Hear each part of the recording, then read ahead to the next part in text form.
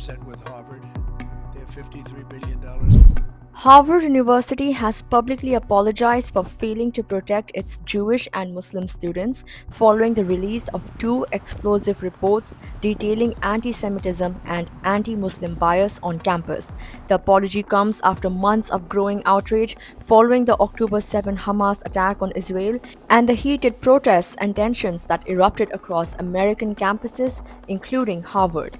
The reports, commissioned by Harvard President Alan Garber soon after he took over in early 2024, are based on hundreds of interviews with students and staff. They provide the clearest picture yet of how deeply divided the campus became in the aftermath of the Israel-Hamas war. President Garber, in a letter accompanying the reports on Tuesday, wrote, and I quote, "I'm sorry for the moments when we failed to meet the high expectations we rightfully set for our community." End quote. The first report by the Task Force on Combating Anti-Semitism and Anti-Israel Bias found that anti-Semitism on campus was often left out of broader conversations about racism and discrimination. One powerful account came from a Jewish student who wanted to speak about their Holocaust survivor grandfather. The student was reportedly told they couldn't mention the rescue mission simply because it involved Israel, even though the speech had nothing to do with Zionism or the current war. The report also pointed to a new, more aggressive form of pro-Palestinian activism on campus.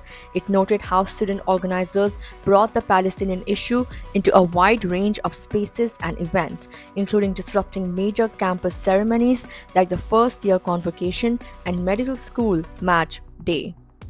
The second report by the Task Force on Combating Anti-Muslim, Anti-Arab and Anti-Palestinian Bias described how Muslim students felt abandoned and silenced during the 2023 to 2024 academic year. One student shared that peers had lost jobs because of the leadership roles in Muslim faith groups. Others raised alarm over doxing, where personal information is shared online, creating a climate of fear.